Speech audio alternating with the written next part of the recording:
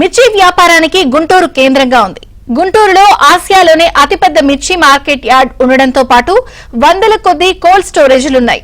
వేల కోట్ల వ్యాపారం గుంటూరు కేంద్రంగా జరుగుతుంది. అయినా ఈ కోల్డ్ స్టోరేజీల మాయాజాలంతో ఓవైపు బ్యాంకులు మరోవైపు రైతులు నష్టపోతున్నారు. జిల్లా అధికారులకు ఎన్నిసార్లు చెప్పినా ఫలితం లేకుండా పోతోంది.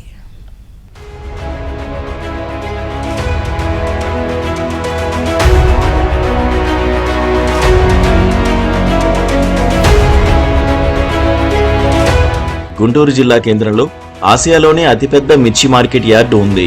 ఈ యార్డు కేంద్రంగా వేల కోట్ల మిర్చి వ్యాపారం జరుగుతోంది. ఈ మేరకు యార్డు చుట్టుపక్కల వందలాది కోల్డ్ స్టోరేజ్లు నడుస్తుంటాయి. ఇప్పుడు ఈ కోల్డ్ స్టోరేజ్ల వ్యవహారం వివాదాస్పదంగా మారుతోంది. కోల్డ్ స్టోరేజ్ల్లో నిల్వ చేసిన మిర్చిని అసలు రైతులకు తెలియకుండా నకిలీ పేర్లతో బ్యాంకుల్లో రుణాలు తీసుకుంటూ సొమ్ము చేసుకుంటున్నారు. ఇలా బ్యాంకుల నుంచి కోల్డ్ స్టోరేజీ యాజమాన్యం తీసుకుంటున్న రుణాలు సకాలంలో వసూలు కావడం లేదు. పైగా కోల్డ్ స్టోరేజ్ నుంచి బ్యాంకుల వద్ద తనఖా పెట్టిన మిర్చి బస్తాలు మాయం కావడంతో ఆ బకాయిలు వసూలు చేయడం బ్యాంకర్లకు తలకు మించిన భారం అవుతోంది. ఇందులో గుంటూరు జిల్లా కేంద్ర సహకార బ్యాంకు వాటా ఎక్కువగా ఉండడం గమనార్హం.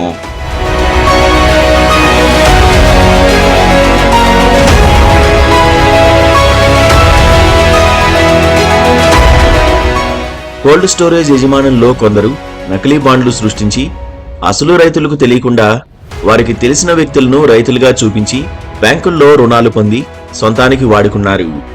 బ్యాంకుల్లో మిర్చి నిల్వ చేసి తీసుకున్న రుణాలకు ఏడాది కాల వ్యవధి ఉంటుంది. ఈ గడువు ముగిసిన బకాయిలు వసూలు కాని పక్షంలో మిర్చిని వేలం వేసి సొమ్ము రాబట్టుకునే అవకాశం బ్యాంకర్లకు ఉంటుంది. అయితే మిర్చి నిల్వలు బ్యాంకుకు తెలియకుండా అమ్ముకోవడం, మరో బ్యాంకులో కూడా ఇవే మిర్చి నిల్వలు చూపించి రుణాలు తీసుకోవడంతో వాటిని వేలం వేయడం కుదరడం లేదు. పెట్టుబడి కోసం తీసుకున్నప్పుడు వాళ్ళ దగ్గర నుంచి ఒత్తిడి రావడం వల్ల అమ్ముదాము అని చెప్పేసి సెప్టెంబర్ ఆఖరిన వెళ్ళాము. గోడౌన్కి వెళ్ళి చెక్ అడిగాము. మా సరుకు మాకు చూపించలేదు. మొదట మా సరుకు మాకు చూపించలేదు. మీ సరుకు ఉంది అనేది చెప్పారు. మాకు చూపెట్టమంటే మాకు చూపెట్టలేదు.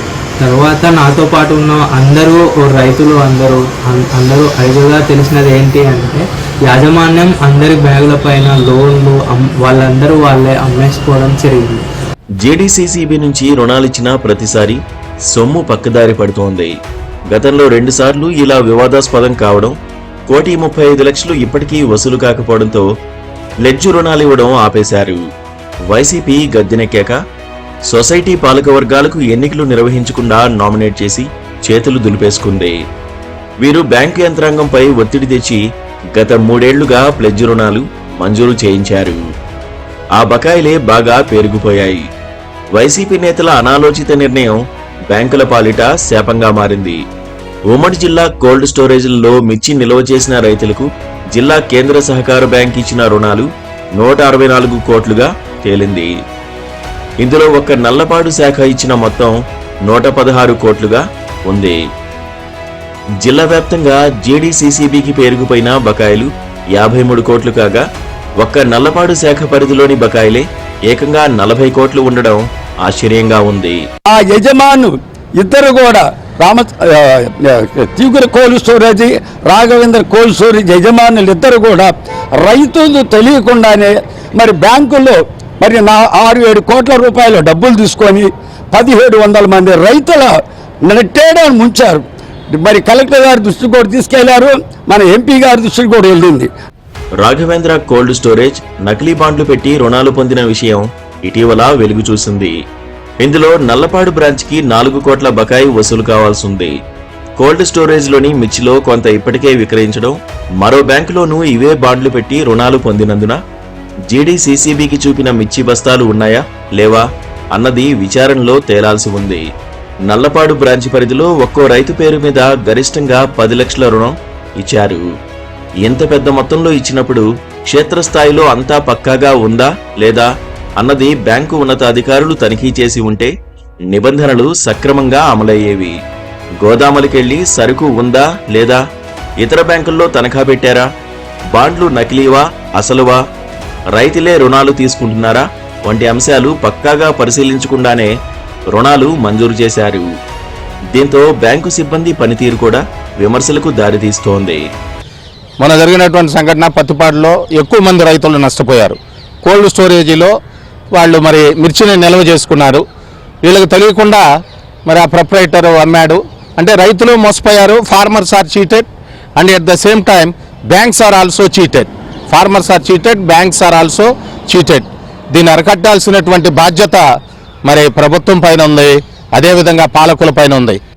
ఈ నకిలీ రుణాల కుంభకోణంపై బాధిత రైతులు కేంద్ర మంత్రి పెమ్మసాని చంద్రశేఖర్ను కలిసి తమ గోడు వెళ్లబోసుకున్నారు. రైతులను మోసం చేస్తే ఎవరినీ వదిలేది లేదని మంత్రి పెమ్మసాని హెచ్చరించారు. ఇప్పటికే చర్యలు ప్రారంభమయ్యాయని ఆయన చెప్పారు. ఇమీడియట్గా ఆ కోల్డ్ స్టోరేజ్కి సంబంధించిన వ్యక్తులు, లీజుకి ఇచ్చిన వ్యక్తులు, లీజు తీసుకున్న వ్యక్తులు, ఈ ఫ్రాడ్ చేసిన వాళ్ళందరినీ కూడా అరెస్ట్ చేశారు. కలెక్టర్ గారు కూడా వాళ్ళ ఆస్తులన్నీ ఇమీడియట్గా అటాచ్ చేయాలని డిసైడ్ చేసేసాం. అదేవిధంగా ఆ ఫేక్ రైతుల అకౌంట్లు ఎక్కడ ఉన్నాయో ఆ రైతుల డేటా కూడా తీసుకొచ్చి పోలీస్ ఇన్వెస్టిగేషన్ జరుగుతూ ఉంది. ఈ ఫ్రాడ్ చేసిన వ్యక్తి ఒక ఫేక్ అంటే తక్కువ ర్యాట్ పాయిజన్ తాగి ఒక ఆత్మహత్య చేసినటువంటి ఒక యాక్షన్ చేసి హాస్పిటల్లో జాయిన్ అయ్యారు. హాస్పిటల్ ఓనర్కి కూడా కాల్ చేసి చెప్పాం, ఎటువంటి పరిస్థితుల్లో కూడా ఇలాంటి వ్యక్తులకు ఆశ్రయం ఇవ్వటం కానీ హాస్పిటల్స్ వాళ్ళకి సహకరించడం కానీ చేయడానికి వీల్లేదని చెప్పాం. ఇప్పుడు తీసుకోబోయేటువంటి చర్యలు మళ్ళీ చుట్టుపక్కల ప్రాంతంలో ఎవ్వరు ఇంకొకళ్ళు ఇలాంటి తప్పు చేయకుండా ఆలోచన కూడా రాకుండా ఉండే విధంగా చర్యలు చేస్తాం. మొత్తం వ్యవహారంపై విచారణ ఎన్ని రోజులు పడుతుందో చూడాలి.